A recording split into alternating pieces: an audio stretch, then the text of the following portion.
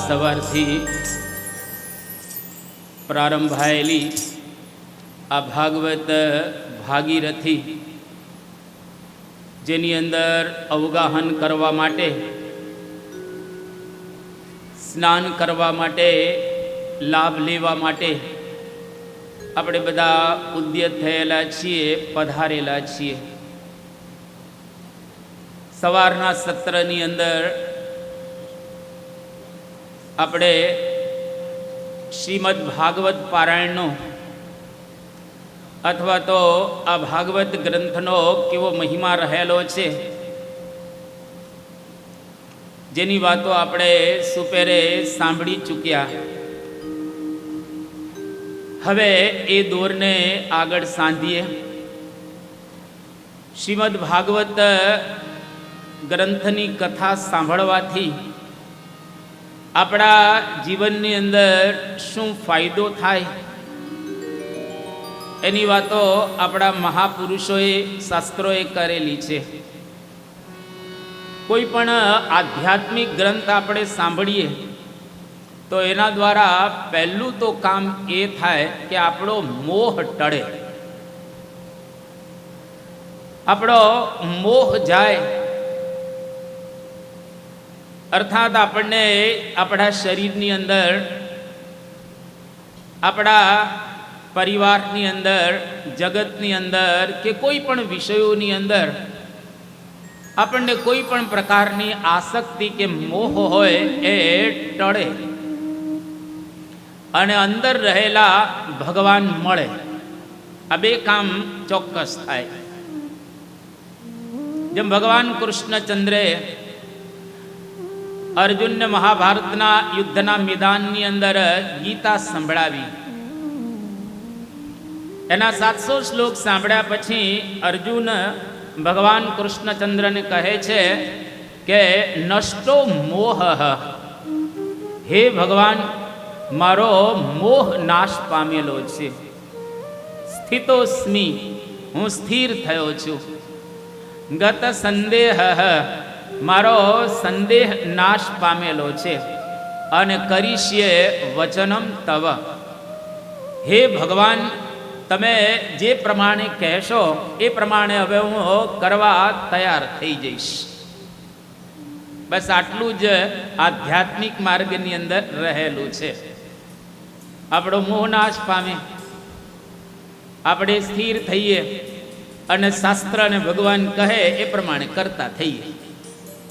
આ ગીતાનું ફળ.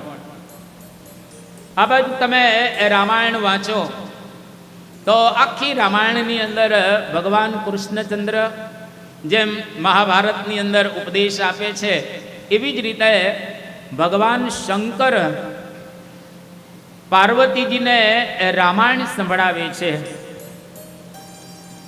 એ રામાયણ કૈલાસ પર્વત ઉપર સંભળાવી રહેલા છે. અને પાર્વતીજીને સંભળાવતા પહેલા ભગવાન શંકર અને પાર્વતીજી બંને અગસ્ત્ય ઋષિના આશ્રમમાં કથા સાંભળવા જાય છે. કથા સાંભળવા ગયા તો અગસ્ત્ય ઋષિ તો ઉપર બેઠેલા હતા અને જેવા શંકર ભગવાન આવ્યા એટલે તરત જ ભગવાન શંકરને અગસ્ત્ય ઋષિ પ્રણામ કરે છે. કોઈ પણ આપણી પારાયણની અંદર મોટેરા સંત આવે તો આપણે ઊભા થઈએ અથવા તો આપણે એમનો આદર કરીએ, એમનો સત્કાર કરીએ. તો ભગવાન શંકરનો સત્કાર કે આદર અગસ્ત્ય ઋષિ કરે છે.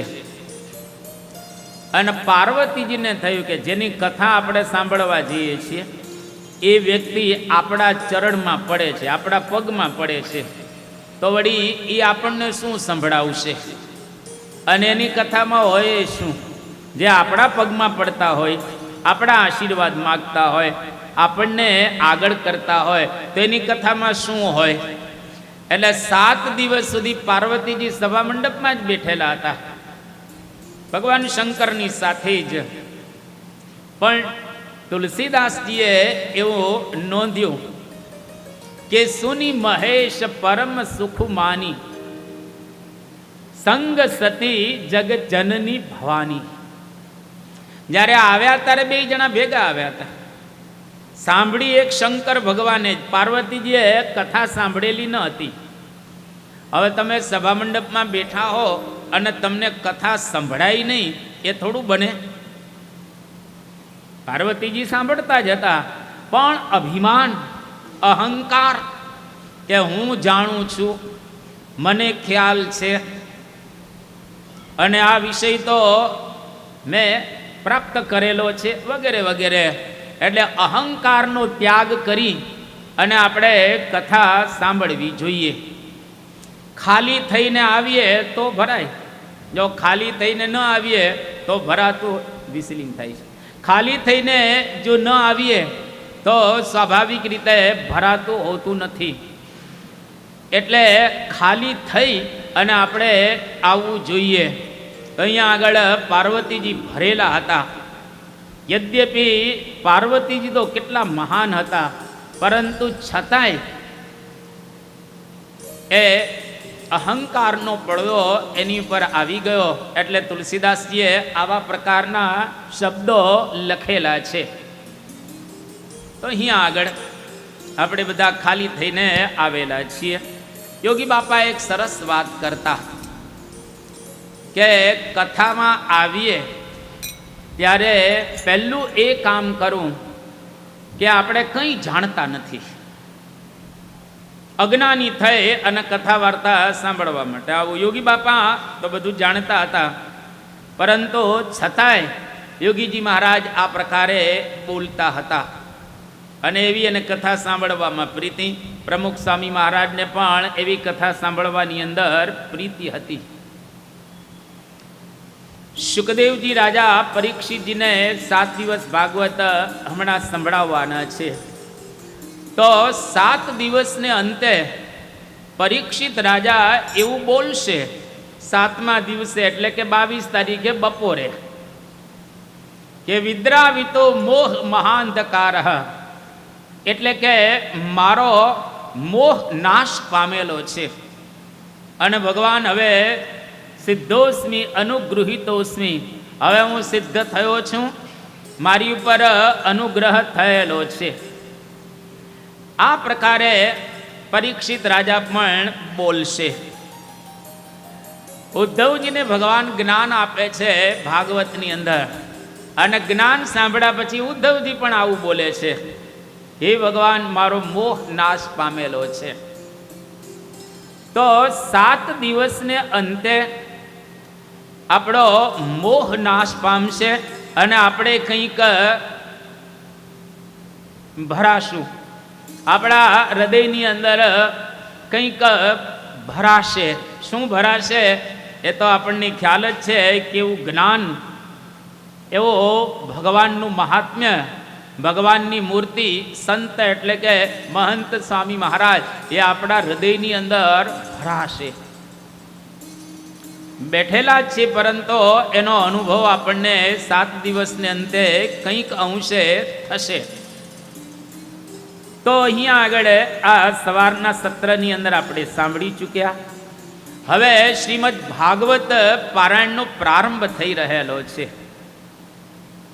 પ્રથમ સ્કંદ ત્યાંથી આ ગ્રંથનો પ્રારંભ થાય છે. સૌથી પહેલા ભગવાન વેદવ્યાસ આ ગ્રંથનું લેખન કરે છે અને પહેલો શ્લોક ભગવાન વેદવ્યાસ અદ્ભુત લખે છે કે જન્માદ્યસ્ય યતોન્વયાદિતરત ચાર્થેષ્વભિઘ્નસ્વરાટ તેને બ્રહ્મહૃદાય આદિ કવયે મુહ્યન્તિ યત સૂરયઃ તેજોવારી મૃદામ યથા વિનિમયો યત્ર ત્રિસર્ગો મૃષા દામ્ના સ્વેન સદા નિરસ્તકુહકં સત્યમ પરમ ધીમહિ.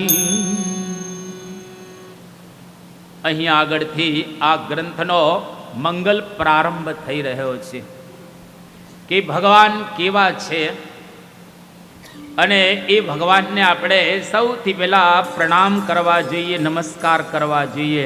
આપણે પણ આપણા ઈષ્ટદેવ ભગવાન સ્વામિનારાયણને ટટ્ટાર બેસીને નમસ્કાર, વિસલિંગ થાય છે. તટ્ટાર બેસી અને નમસ્કાર કરીશું. તો ભગવાન કેવા છે એની વાત અહીંયા આગળ સમજાવી રહ્યા છે કે ભગવાન આ જગતની ઉત્પત્તિ કરે છે, આ જગતની સ્થિતિના કરનારા છે, અને જ્યારે જ્યારે સમય આવે ત્યારે આ જગતનો સંહાર પણ ભગવાન પોતે કરી રહેલા છે. એટલે ઉત્પત્તિ, સ્થિતિ અને પ્રલય ત્રણે ત્રણના કરનારા પરમાત્મા ભગવાન પૂર્ણ પુરુષોત્તમ નારાયણ રહેલા છે. એટલા માટે તો સંતોએ બહુ સુંદર એક ગાયું છે કે અગણિત વિશ્વની રે ઉત્પત્તિ પાલન પ્રલય થાય, મારી મરજી વિના રે કોઈથી તરણું નવ તોડાય. ભગવાનની મરજી ન હોય તો કોઈથી તરણું પણ તોડી શકાતું નથી. એટલે ઉત્પત્તિ, સ્થિતિ અને પ્રલય ત્રણે ત્રણના કરતા એ ભગવાન રહેલા છે એવું અદ્ભુત સંતોએ ગાયેલું છે. અગણિત વિશ્વની રે ઉત્પત્તિ પાલન પ્રલય થાય. અગણિત વિશ્વની રે ઉત્પત્તિ પાલન પ્રલય થાય. મારી મરજી વિના રે, મારી મરજી વિના રે કોઈથી તરણું નવ તોડાય. મનિનાર જોડે મારા મનિનાર જોડે મારા આશિક સૌનરાય. આજ મારો રે આવ્યા અવિનાશી અલબેલ. આજ મારો રે આવ્યા અવિનાશી અલબેલ. આવ્યા અવિનાશી અલબેલ. આ પ્રમાણે ભગવાન પોતે આ જગતના કર્તા અને હર્તા બંને રહેલા છે. એટલે કે ભગવાન પોતે આ જગતની ઉત્પત્તિ, સ્થિતિ અને પ્રલયના કરતા છે. એક એક કણની અંદર ભગવાનનો દિવ્ય વાસ રહેલો છે. ભગવાન બધું જ જાણે છે. પોતાના ધામની અંદર બેઠા બેઠા આપણને પણ નિહાળી રહેલા છે. એટલે આ પ્રમાણે ભગવાન આકાશમાંથી આપણને નિહાળે છે અને ભગવાન ખણે ખણની અંદર વિરાજમાન છે. એ જ ભગવાન આપણા હૃદય કમળની અંદર પણ બેઠેલા છે. એ ભગવાનનો આપણને અનુભવ થાય, એ ભગવાનનો આપણને સાક્ષાત્કાર થાય. એના માટે શું કરવું જોઈએ? પ્રારંભ કહે સત્યમ પરમ ધીમહિ. એટલે કે પેલા તો ભગવાન સત્ય છે એવું માનવું. આ દુનિયા ઉપર લગભગ 100 કરોડ માણસો એવા રહેલા છે જે લોકો ભગવાનને માનતા નથી, ભગવાન છે એવું સ્વીકારતા જ નથી. એક બે ની 100 કરોડ માણસો. દુનિયાની વસ્તી 8 અબજની છે, એમાંથી 1 અબજ માણસો આવા રહેલા છે. તો એ લોકોના મતે ભગવાન છે જ નહીં. આ પ્રકારે ઘણા બધા સ્વીકારતા હોય છે. તો પહેલા અહીંયા આગળ કહે છે સત્યમ, ભગવાન સત્ય છે, ક્યાંક બેઠા છે, ગોલોકની અંદર બેઠા છે, વૈકુંઠ લોકની અંદર બેઠા છે, કૈલાસની અંદર ભગવાન બેઠા છે, બદ્રિકાશ્રમની અંદર બેઠેલા છે, વૈકુંઠની અંદર ભગવાન બેઠેલા છે, અને અક્ષરધામની અંદર ભગવાન સ્વામિનારાયણ વિરાજમાન છે. એટલે ભગવાન આલોકની અંદર આવે છે સમયે સમયે અને પોતાના ધામની અંદર વિરાજમાન પણ છે. તો એને આપણે નમસ્કાર પેલા કરીએ અને ધીમહિ અર્થાત એ ભગવાનનું અમે ધ્યાન કરીએ છીએ. જો આજે ધ્યાનની તમને પ્રક્રિયા હું બતાવવાનો છું. આપણે વાત કરેલી છે 27 પ્રયોગો કરવાના છે. આમ તો સવારની અંદર તમે દરરોજ ધ્યાન કરો જ છો. કોઈ એવું નથી કે જે ધ્યાન કરતું ન હોય. પૂજાની અંદર તમામ લોકો પૂજાની અંદર ધ્યાન કરે છે, પણ તત્કાળ આનંદ આપે તત્કાળ આપણને મજા આવે એવા પ્રકારનું ધ્યાન એ આપણે આજે ભાગવતના માધ્યમ દ્વારા શીખીશું. એ ધ્યાનનો એક જબરજસ્ત મહિમા રહેલો છે. જો તમે બધા અને આપણે બધા શ્વાસ લઈએ છીએ, શ્વાસ લઈએ અને શ્વાસ કાઢીએ, આ હું તમને યોગ શાસ્ત્રની એક પ્રક્રિયા બતાવી રહેલો છું. આપણા ભારતની અંદર એક ગ્રંથ છે જેનું નામ વિજ્ઞાન ભૈરવ ગ્રંથ. ભાગ્યે જ કદાચ તમે આનું નામ સાંભળ્યું હશે. એમાં શંકર ભગવાન પાર્વતીજીને 112 જેટલી પ્રક્રિયા ધ્યાનની શીખવાડે છે. અને એવું કહેવાય છે કે આ 112 પ્રક્રિયા જો કોઈ શીખી જાય તો એના દ્વારા આપણા જીવનની અંદર એક ધ્યાન લાગે. અને ધ્યાન લાગવું એટલે શું? તો અંદર રહેલા પરમાત્માને આપણે જોઈ શકીએ. જો કરવાનું બહુ જાજુ નથી, સમજવાનું જાજુ છે. અને આપણે ઊંધું કરતા હોઈએ છીએ, કરીએ છીએ વધારે, સમજીએ છીએ ઓછું. એનાથી હવે આપણે આ ભાગવતની પારાયણ સાંભળીને જશું તો બદલી નાખીશું. સમજીશું વધારે અને કરીશું જે પ્રમાણે કહેલું હોય એટલું. ભગવાન સ્વામિનારાયણે મધ્યના 51મા વચનામૃતની અંદર એક સરસ વાત કરી કે આજ્ઞા પ્રમાણે કરવું, વધારે ન કરવું અને ઓછું ન કરવું. જે પ્રકારે બતાવેલું એટલું કરવું. વધારે કરવાની જરૂરિયાત જ નથી, ઓછું કરવાની જરૂરિયાત નથી. જેટલું બતાવેલું હોય એટલું કરવું. એટલે અહીંયા આગળ એક ધ્યાનની પ્રક્રિયા રહેલી છે. આપણે શ્વાસ લઈએ અને શ્વાસ કાઢીએ, એની વચ્ચે થોડો ગેપ હોય છે, જરાક ગેપ. આ ગેપને ઓળખતા જો આવડી જાય તો ધ્યાનની શરૂઆત થાય. એટલે અત્યારે તો કંઈ ઓળખાશે નહીં આ અવાજમાં, આટલા બધા અવાજમાં કંઈ ગેપ ઓળખાવાનું નથી. પણ આ ગયામાંથી ઓળખીને જજો બસ 7 દિવસ.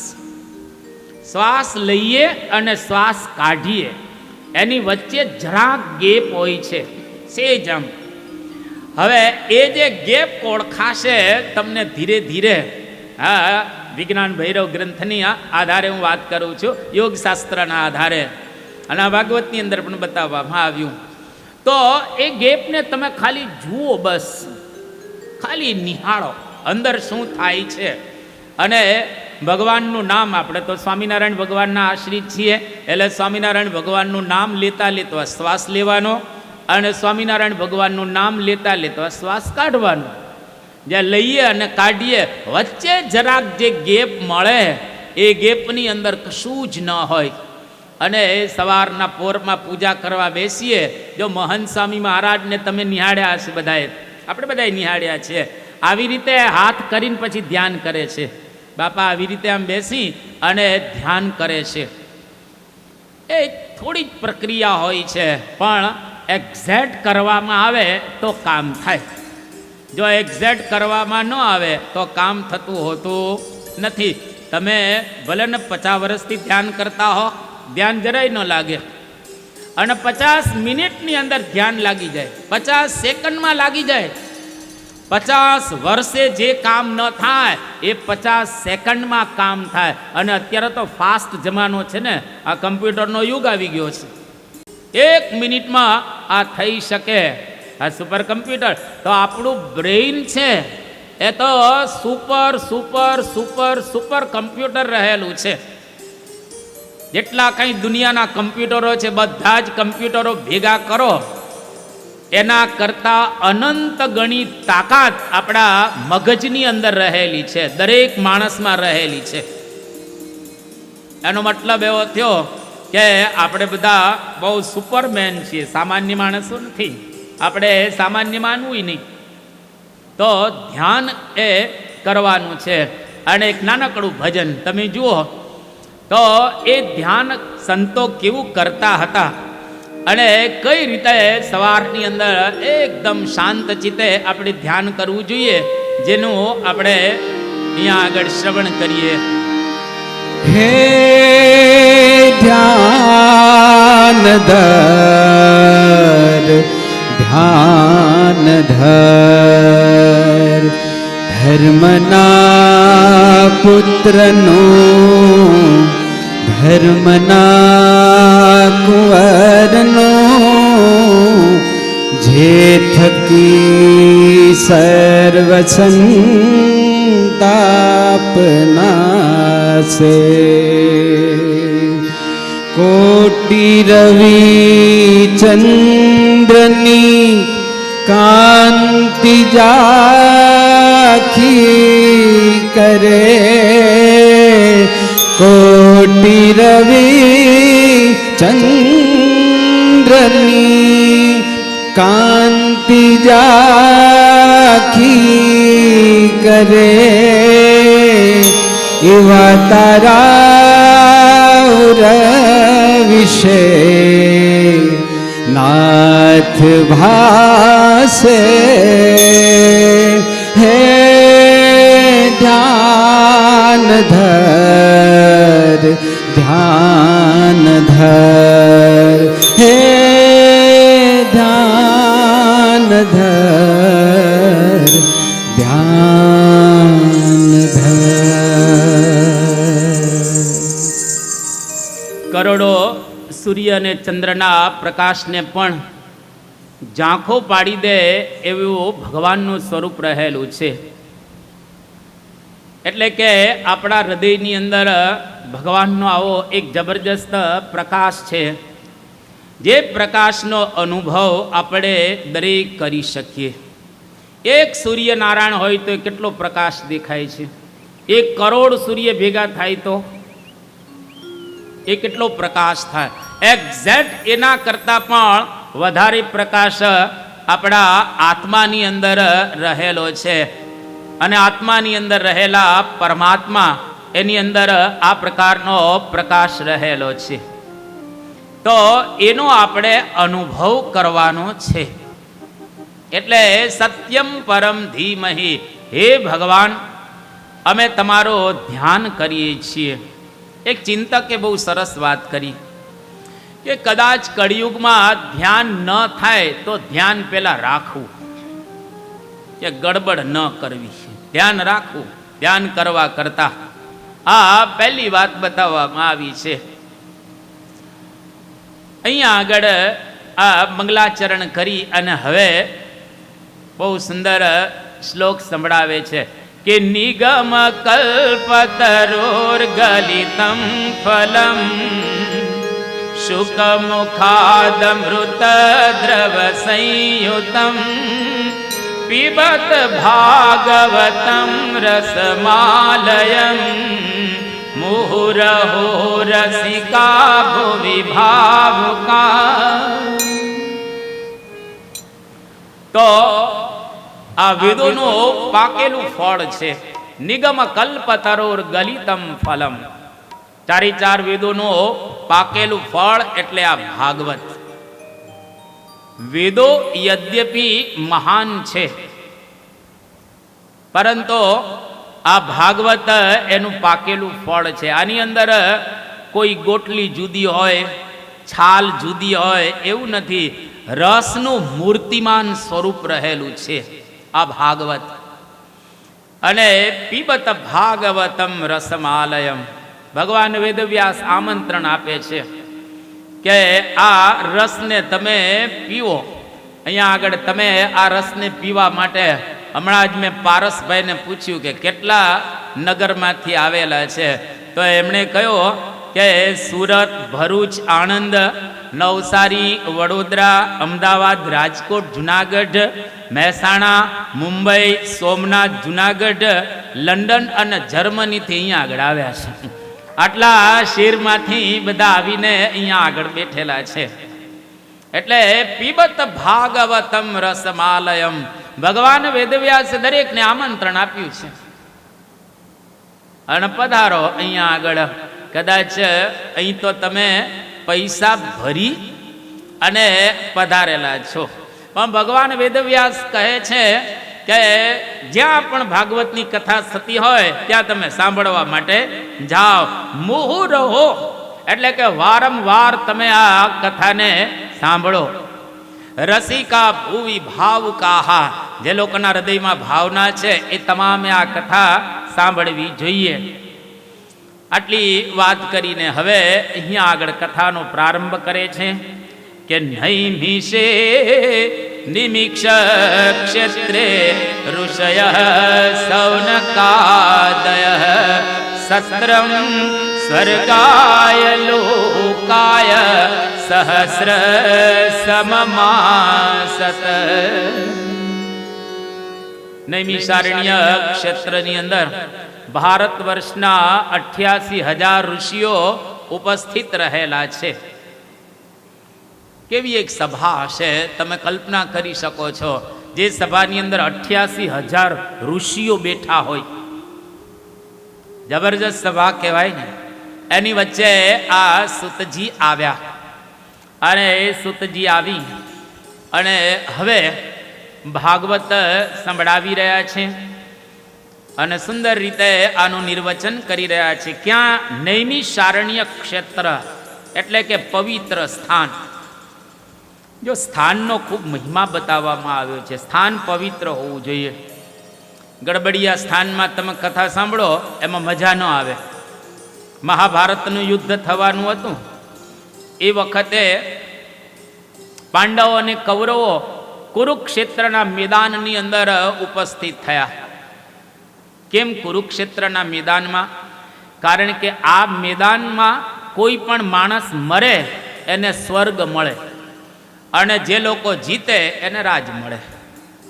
અમુક એવું પવિત્ર ક્ષેત્ર હોય કે જેની અંદર તમે ધામમાં જાઓ તો મુક્તિ થાય. જેમ કે કાશીનું મરણ અને આપણા સુરતનું જમણ. કાશીમાં કોઈ ધામમાં જાય એ ધામમાં જાય. આ ગયા પણ એવું તીર્થ છે. આ ગયાની અંદર કંઈ પણ તમે કરો એ મુક્તિ પ્રાપ્ત થઈને થાય. આ ક્ષેત્ર જ એવું છે. એક તો ભાગવત ગ્રંથ, પ્રગટ ભગવાન મહંત સ્વામી મહારાજની આજ્ઞા અને એમાંય બધા સત્સંગીઓ અને આવો સુંદર સમય રહેલો છે. કેટલું સુંદર વાતાવરણ અત્યારે મધુરો ગોઠવાઈ ગયું છે.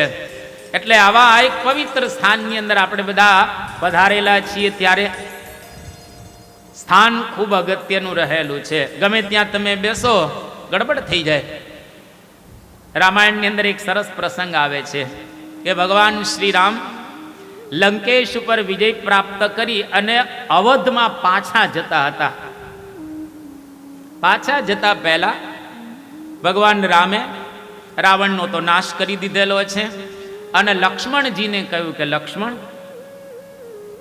જા તું વિભીષણનો રાજ્યાભિષેક કરી આવ. એને ગાદી પર બેસાડીને તું આવી જજે બહાર, અમે તારી પ્રતીક્ષા કરીશું. એ કે પ્રભુ આપ જ આવો ને ગાદી પર બેસાડવા માટે. એ કે ના, મારા પિતાએ મને આજ્ઞા એવી કરેલી છે. આમ તો લક્ષ્મણજીના પિતા હતા, કારણ પિતાએ આજ્ઞા કરેલી છે કે તું જતો નહીં, એટલે હું ત્યાં આગળ નહીં જાઉં. તું એને રાજસિંહાસન ઉપર બેસાડી અને બહાર આવી જજે, અમે તારી પ્રતીક્ષા કરીશું. રાવણ તો મરી ગયો છે, એની જગ્યાએ વિભીષણને બેસાડી દેજે. એટલે બધી રાક્ષસોની વિધિ પ્રમાણે બધું થયું અને હવે વિભીષણને ગાદી પર બેસવાનું છે. કોની ગાદી હતી? રાવણની. તો વિભીષણે લક્ષ્મણજીને થોડો આગ્રહ કર્યો કે ભાઈ, આ ગાદી પર તો હવે મારે આખી જિંદગી બેસવાનું છે. રાવણ તો મરી ગયો છે, તો મારી એવી ઈચ્છા છે કે તમે ગાદી પ્રસાદીની કરી દો. પહેલા તમે બેસો, પછી હું બેસીશ. તો લક્ષ્મણજી કહે છે કે ના, મને રામચંદ્ર ભગવાનને નીકળતા નીકળતા ના પાડેલું કે તું બેસતો નહીં ગાદી ઉપર. આગ્રહ કરે તોય બેસતો નહીં, બેસાડીને આવી જજે. પણ હવે બહુ આગ્રહ થાય એટલે સ્વાભાવિક રીતે માણસ કરવા તૈયાર થાય ને. જે લોકોએ પહેલી બીડી કે ગુટકો ખાધો હશે ને, એ વખતે એના મિત્રે આગ્રહ કરેલો હોય કે લે ને એકમાં શું વાંધો નહીં આવે, પણ ધીરે ધીરે પછી શરૂ થઈ જાય. આપણે ખરાબ કામ કરવા માટે ઉદ્દેશ થઈએ ને ત્યારે કોઈક આગ્રહ કરે, એક પેલું પિક્ચર જોઈ લે ને, એમાં કાંઈ વાંધો નહીં, જોઈ લેવાય. આ કરને દારૂ એક પેગમાં કાંઈ વાંધો નહીં, કાદો મારી લે, એકાદો થોડુંક આમ તેમ કરી લે, કાંઈ વાંધો ના આવે. પછી આપણે કેમ દરરોજ પીવાનું છે? પહેલી વખત, વેરી ફર્સ્ટ ટાઈમ જેને જેને આવું કર્મ કરેલું હશે ને આગ્રહ થયો હશે, અને પછી શરૂ થઈ જાય ધીરે ધીરે. તમને બધાને ખ્યાલ છે, દરેકના ખિસ્સામાં છે મોબાઈલ. જીઓએ પેલું કામ શું કર્યું? મફત આપ્યા, બરાબર. 1 વર્ષ મફત ચલાવ્યું. 1 વર્ષ મફત ચલાવ્યું પછી બધાને ટેવ પડી ગઈ ને, પછી હવે એનું કાર્ડ જ વાપરતા બધા થઈ ગયા. અને એમાં 5 રૂપિયા વધારે કેટલા વધે? ઓછામાં ઓછા 50 કરોડ તો હશે જ એના આ જેને કહેવાય ગ્રાહકો. એટલે માણસને આગ્રહ થાય એટલે તરત કરવા તૈયાર થઈ જતો હોય છે. એટલે લક્ષ્મણજી રાવણની ગાદી પર બેઠા. જેવા ગાદી પર બેઠા લક્ષ્મણ, લેધર ટચ, રાવણનો ટચ લાગ્યો. અને એ ગાદી કેવી હતી તો નિષ્કુળાનંદ સ્વામીનું વર્ણન કર્યું છે આપણા શાસ્ત્રોની અંદર કે પછી જોઈ લંકાપુરી દીઠી રાવણની રીધી હતી. ગમ વિના બેઠા ગાદીએ ત્યાં તરત ફરી ગઈ મતી. પછી જોઈ લંકાપુરી દીઠી રાવણની રીધી હતી. ગમ વિના બેઠા ગાદીએ ત્યાં તરત ફરી ગઈ મતી. સુણ્યું નગારું સેનનું શ્રી રામનું શ્રવણે કરી. તેનું નગારું એ કોણ છે? મારી કાઢો એ સેનાપરી. શ્રી રામનું શ્રવણે કરી. કહેલું નગારું છે મારો કાઢો એ સેનાપરી. વચન વિસારતા મતિ રથી પણ નવ રહી. પછી આસનથી ઉતાર્યા ત્યારે ભારે હતી બોઠક થઈ. એમ વચન વિસારતા મતિ રથી પણ રહી. પછી આસનથી ઉતાર્યા ત્યારે ભારે હતી બોઠક થઈ. આ પ્રમાણે લંકાની અંદર જેવા લક્ષ્મણ બેઠા ગાદી પર, ભયંકર લક્ષ્મણને રાવણનો ટચ લાગ્યો. અને કેવો ટચ લાગ્યો તમે વાંચજો ક્યારેક તુલસી રામાયણ, ટાઈમ મળે ત્યારે. રાવણની ગાદી પર બેસીને લક્ષ્મણ પહેલું વાક્ય શું બોલ્યા? એ કે કોણ રામ? અત્યારે ને અત્યારે મારીને કાઢી નાખો. જો લક્ષ્મણ નહોતા બોલતા, કોણ બોલતો હતો? રાવણ બોલતો હતો. કારણ કે લક્ષ્મણમાં રાવણનો પ્રવેશ થઈ ગયો. એટલે જ્યાં ત્યાં બેસવું નહીં, સરખી જગ્યાએ બેસવું અને સરખી જગ્યાએ જવું. બહુ સરસ આપણા સંતોએ ગાયું છે કે બેઠીએ ન જહાં તહાં. કેટલું સરસ ગાયું છે બિહારીલાલજી મહારાજ કે બેઠીએ ન જહાં તહાં કીજીએ ન સંગ કાयल के संग सुर भागे ही भागे. काजल की कोटड़ी में जैसो ही जतन करो. काजल को लाग तहां लागे ही लागे. देखी एक बागन में, देखी एक बागन में फूलन की बागन में कामी के संग काम जागे ही जागे. कहत बिहारी लाल ऐसो है हमारो साथ. इतने में एक पंच जागे ही जागे. इतने में एक पंच जागे ही जागे. बैठिए न जहां तहां कीजिए न कोई संग संग. कायर के संग सुर भागे ही भागे. કાયરના સંગે કોઈ સુરવીર જાય તો એ પણ ભાગી જ જાય. એટલે જ્યાં ત્યાં ટૂંકમાં બેસવું નહીં અને જે તે ખાવું નહીં અને જેની તેની સાથે મિત્રતા નહીં કરવાની.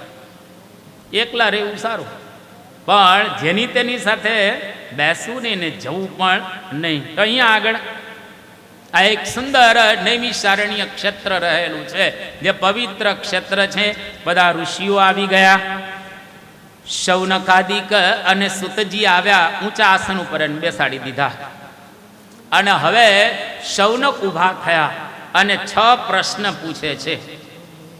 આ 6 પ્રશ્નના જવાબ સુતજી આપવાના છે. બરાબર 6 પ્રશ્ન સાંભળી લઈએ. પહેલો પ્રશ્ન પૂછે છે કે તત્ર તત્રાંજસાયુષ્માન ભવતા યદ વિનિશ્ચિતમ પુંસામ એકાંતતઃ શ્રેયઃ તન્નઃ સંશેતુમર્હસી ભૂરીણી ભૂરિ કર્માણિ શ્રોતવ્યાની સુતસ્ય તે અથ સાધોત્ર્યસારં સમુદ્રત્ય મનીષયા સૂત ધ્યાનાસि ભદ્રં તે ભગતા વિનિશ્ચિતં દેવક્યાં વસુદેવસ્ય જાતુ યસ્ય ચિકીર્ષયા તસ્ય કર્માણિ ઉદારાણિ પરિગીતાનિ ભૂય બ્રૂહીન સદ્રધાનસ્ય લીલયા દદત ક્રિયા અથાખ્યાહિ હરેર્ધીમાન અવતાર કથા શુભા લીલા વિદદત સ્વૈરમ ઈશ્વરસ્યાત્મમાયયા બ્રૂહી યોગેશ્વરે કૃષ્ણે બ્રહ્મણે ધર્મવર્મણિ સ્વામ કાષ્ઠા મધુનોપેતે ધર્મકં શરણં ગતઃ. આ 6 પ્રશ્નમાં આખું ભાગવત સમાયેલું છે. પહેલો પ્રશ્ન એવો પૂછવામાં આવ્યો કે આત્યંતિક કલ્યાણ કેમ થાય. જો કલ્યાણના ઘણા બધા પ્રકારો બતાવવામાં આવ્યા છે, પણ અહીંયા આગળ કહે છે આત્યંતિક કલ્યાણ એટલે કે મોક્ષ, છેલ્લો જન્મ, કોઈ દિવસ માતાના ગર્ભમાં આવવાનું નહીં અને ભગવાનની પાસે હંમેશને માટે આપણે પહોંચી જઈએ. આ પહેલો પ્રશ્ન યાદ રાખજો. બીજો પ્રશ્ન એવો પૂછે છે કે શાસ્ત્રનો સાર શું છે. આપણે તો બધા 7 દિવસ સાંભળવાના છીએ, પણ ઘણી વખત આપણને કોઈ પૂછે ને, ત્યાં આગળ તમે જશો ને સુરત, જુનાગઢ કે જ્યાં તમારું શહેર છે ત્યાં તમને પૂછે ભાઈ કથાનો સાર શું છે, 7 દિવસ તમે સાંભળ્યો એનો સાર શું આવ્યો, એટલે તમે જે કંઈ યાદ હશે એને કહેશો. તો ભાગવતનો સાર શું છે, આ બીજો પ્રશ્ન. ત્રીજો પ્રશ્ન, ભગવાન કૃષ્ણ અવતાર ધારણ કરીને શા માટે આવ્યા, અને જોડે જોડે પૂછે છે કે કૃષ્ણ ભગવાને આલોકની અંદર આવીને કેવા કેવા કામ કર્યા, કાર્યો કર્યા. પાંચમો પ્રશ્ન પૂછે છે કે ભગવાન કૃષ્ણચંદ્ર આવ્યા એની પહેલા કેટલા અવતારો આવી ગયા આ ભારતની ભૂમિ ઉપર. અને છઠ્ઠો ને છેલ્લો પ્રશ્ન કે ભગવાન જ્યારે આ લોકની અંદર હતા, કૃષ્ણ ભગવાન, એ વખતે તો ધર્મ એના આધારે હતો, એના સ્વરૂપના આધારે. પણ ભગવાન ગયા પછી ધર્મ ક્યાં ગયો, કોના આધારે ધર્મ રહેલો છે, એ મને સમજાવો. આ 6 પ્રશ્ન, 6 પ્રશ્નના ઉત્તર સૂતજી સુંદર રીતે વિસ્તારપૂર્વક આપે છે. ભાગવતમાં સ્કંદ કેટલા છે? 12. એક પ્રશ્નનો ઉત્તર 2 સ્કંધમાં આપશે. 6 પ્રશ્ન અને સ્કંદ 12. 6 પ્રશ્નના જવાબો આપશે. અદ્ભુત રીતે આ ગ્રંથની અંદર આખ્યાનો દ્વારા, લીલાઓ દ્વારા, અવતારની કથા દ્વારા એના જવાબો આપણને પ્રાપ્ત થતા રહેશે સમયે સમયે. અત્યારે આપણે એની અંદર વિશેષ ઊંડા ઉતરતા નથી, પણ આપણે બધું સાંભળવાના છીએ. તો ઋષિઓ અહીંયા આગળ બેઠેલા છે અને સૌનક હવે સૂતજીને પૂછે છે કે કસ્મિન યુગે પ્રવૃત્તેયં સ્થાને વાકેન હેતુના કુતઃ સંચોદિત કૃષ્ણો કૃતવાન સંહિતામુને. કે કયા સ્થાનની અંદર આ કથા કહેવામાં આવે છે, અને ભગવાન વેદવ્યાસ એમણે કઈ રીતે આ ગ્રંથનું લેખન કર્યું, અને પરીક્ષિત રાજા, એ તો મહાન રાજા હતા, રાજપાટનો પરિત્યાગ કરી અને ગંગા મૈયાના કિનારે આવી અને શા માટે આ કથા સાંભળે છે, વગેરે વગેરે અમને તમે બતાવો. હવે સૂતજી પ્રારંભ કરે છે. સૌથી પહેલા વ્યાસજીની કથા કરે છે. આપણા ભારતની અંદર મહાન અવતાર થઈ ગયા વ્યાસજી, જેની પૂર્ણિમા આપણે ઉજવીએ છીએ, વ્યાસ પૂર્ણિમા. અને સમગ્ર હિન્દુઓ ગુરુ પૂર્ણિમા કહીએ, વ્યાસ પૂર્ણિમા કહીએ, ઉજવે છે. તો ભગવાન વેદવ્યાસ જે પરાશર અને મત્સ્યગંધા એના થકી ઉત્પન્ન થાય છે, અને જેવા ઉત્પન્ન થયા એ વખતે મત્સ્યગંધા અને આશીર્વાદ આપે છે કે તું કુંવારી રહીશ. ભલે તારા થકી મારી ઉત્પત્તિ થયેલી છે, પરંતુ તારી અવસ્થા નાની છે, અને પરાશર ઋષિએ ન કરવાનું આ કાર્ય કરેલું છે, એટલે તું પુત્રવતી હોવા છતાંય કુંવારી કહેવાઈશ. મત્સ્યગંધાને આશીર્વાદ આપ્યા અને કહ્યું કે જ્યારે જરૂર પડે ત્યારે હું સામેના પર્વત ઉપર એટલે કે દ્વીપ ઉપર છું, ત્યાં મને તું યાદ કરજે. વ્યાસજી ત્યાં જ ગયા. એટલે દ્વીપ ઉપર પ્રગટ થયા, એટલે એનું નામ દ્વૈપાયન પાડવામાં આવ્યું. એનો વર્ણ કાળો હતો, એટલે કૃષ્ણ દ્વૈપાયન, કાળા વર્ણના દ્વૈપાયન. ભગવાન આ દ્વૈપાયનજીએ ચારે ચાર વેદોનો વિસ્તાર કર્યો, એટલે કે એને વ્યવસ્થિત રીતે સમજાવ્યા, એટલે વેદ વ્યાસ. વેદોનો વિસ્તાર કર્યો એટલે એનું નામ વેદ વ્યાસ પાડવામાં આવ્યું. અને બંને ભેગા થઈ અને કૃષ્ણ દ્વૈપાયન, વેદવ્યાસ આ બધા નામ એના પાડે છે. એવા સંજોગોની અંદર વ્યાસજી હવે પોતાનો આશ્રમ છે શમ્યાપ્રાસ, એની અંદર બેઠેલા છે. ઘણું કામ કર્યું વ્યાસજીએ ભારતની ભૂમિ ઉપર. આટલું બધું કામ કર્યું જેની આપણે ગણના ન કરી શકીએ, પણ હું તમને થોડુંક ગણાવું. 4 વેદોનું વિભાજન કર્યું, 17 જેટલા પુરાણો લખ્યા, 18 જેટલા ઉપપુરાણો લખ્યા, મહાભારત જેવો ગ્રંથ લખ્યો, વ્યાસ સ્મૃતિ જેવો એક ગ્રંથ લખ્યો, બ્રહ્મસૂત્ર જેવો પણ એક ગ્રંથ લખ્યો, અને જેટલા કાંઈ લોકોને માટે નિયમ અને ધર્મ કહેવાય તમામ લખ્યા એને. એટલે ઓછામાં ઓછા 6 લાખ શ્લોકો લખ્યા. આટલું બધું લખી અને પોતાના આશ્રમમાં બેઠા છે, અને ઉદાસ થઈને બેઠા છે. ઘણી વખત તમારી પાસે બધું હોય તો પણ તમને કંઈક અંદરથી ખૂટતું હોય. આજે એક હું વિડીયો જોતો હતો, કોઈ કે મને વોટ્સએપની અંદર મોકલેલી હતી. હું કોઈના નામ તમને નથી આપતો, પણ ભારતના મોટા મોટા ઇન્ડસ્ટ્રીયાલિસ્ટ અને મોટા ગજાના કલાકારો જે અત્યારે છે અને ધામમાં ગયા, એવા મોટા ગજાના કલાકારો આ બધા જ શું કહે છે કે આના કરતા અમે સામાન્ય હોત ને સારું હતું, આમાં મજા નથી આવતી. મોટા ગજાના કલાકારો, નામ અપાય નહીં કારણ કે મીડિયાનો યુગ છે એટલે, પણ બધાએ એવી વાત કરી કે અમને આમાં કંટાળો આવે, મજા નથી આવતી. આપણે ત્યાં એક ગાયક કલાકાર થયા કિશોર કુમાર, ધામમાં ગયા, હવે એની વાત કરાય.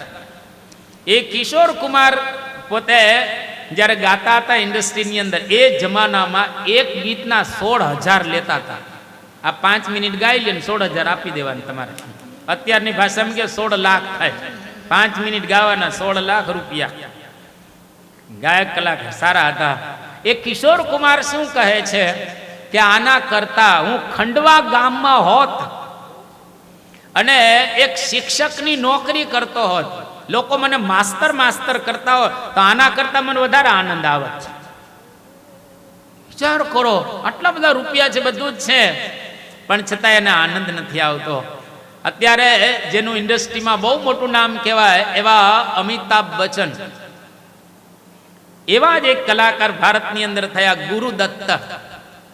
તારે ઇન્ડસ્ટ્રીમાં અમિતાભ બચ્ચનનું નામ કહેવાય, સુપરસ્ટાર આપણે જેને કહીએ, એવા જ સુપરસ્ટાર ગુરુદત્ત હતા એક જમાનાની અંદર. અને લગભગ એના 35 જેટલા પિક્ચરો આપેલા અને મોટા ભાગના સુપરહિટ પિક્ચરો. પણ એ ગુરુદત્ત પોતાના જ હાથે પિસ્તોલ લઈ અને ત્યાં આપઘાત કરે છે નાની ઉંમરે. શું કે કંટાળી ગયો. તો એનો મતલબ એવો થયો કે એમાં મજા નહીં આવતી હોય ને તો જ પિસ્તોલથી આપઘાત કરે ને આપઘાત કરે. કોઈ ભિખારી આપઘાત કર્યો તમે સાંભળ્યું ક્યારે? કોઈ ભિખારી મરી ગયો આપઘાત કરીને? કોઈ કરે નહીં. માણસ કંટાળે ત્યારે આપઘાત કરે. એનો મતલબ એવો થયો કે ઘણું પ્રાપ્ત કર્યા પછી કંઈ ખૂટતું હોય છે. હવે મારે તમને કેવું છે, તમે બધા 7 દિવસ સાંભળવા આવેલા છો. તમે શાંતિથી અંતરદ્રષ્ટિ કરો અત્યારે બેઠા બેઠા, અથવા તો પછી જઈને. જીવનમાં તમને એવું લાગતું હશે કે કંઈક ખૂટે છે, કંઈક ખૂટે છે. કોઈકને ધન ખૂટતું હશે, કોઈકને પદ ખૂટતું હશે, કોઈકને પૈસા ખૂટતા હશે, કોઈકને દીકરાનું વર્તન ખૂટતું હશે, કોઈકને કંઈક બીજું ખૂટતું હશે. કોઈકને કંઈક તમને ખૂટતું હશે જ. પણ એવો માણસ મળવો મુશ્કેલ જેને કંઈ ખૂટતું ન હોય. અને જેને કંઈ ન ખૂટે એ મહાન સ્વામી મહારાજ છે. તેને કંઈ ખૂટતું નથી, બસ બધું જ એને પ્રાપ્ત થયેલું છે. યોગીજી મહારાજ જેને 17 રોગ હતા પણ કંઈ ખૂટતું ન હતો. પ્રમુખ સ્વામી મહારાજ જેના ઘણા બધા રોગો હતા પણ કંઈ ખૂટતું ન હતો. એટલે જીવનમાં બધું જ મેળવ્યા પછી પણ કંઈ ખૂટે એવો અનુભવ દરેકને થાય છે. અને આજે વ્યાસજીને અનુભવ થયો કે કંઈ ખૂટે છે. બરાબર એ જ વખતે નારદ આવ્યા. અને એ નારદ આવી અને વ્યાસજીને જુએ છે કે વ્યાસજી આમ લાગે છે કે તમે બધું જ મેળવેલું છે. ત્યારે વ્યાસજીએ કહ્યું કે અસંપન્ન ઈવા ભાતી, ભગવાન મને કંઈક અંદર ખૂટે છે, હવે એને શોધવું પડે. એટલા માટે તો સંતોએ કેટલું સરસ ગાયો કે જીરે પ્રભુ સંગે પ્રીત વધારતા ફરે જગમાં રે. આ સંતો કેમ વારે વારે વિચરણ કરતા હોય છે કે કોકને કંઈ ખૂટતું હોય એને પૂરું કરી દે. બસ સંતોનું કામ આટલું જ રહેલું છે. કોઈકને કંઈ ખૂટે એને પૂરું કરી દે, આટલું જ સંતોનું સ્વાભાવિક રીતે કામ હોય છે.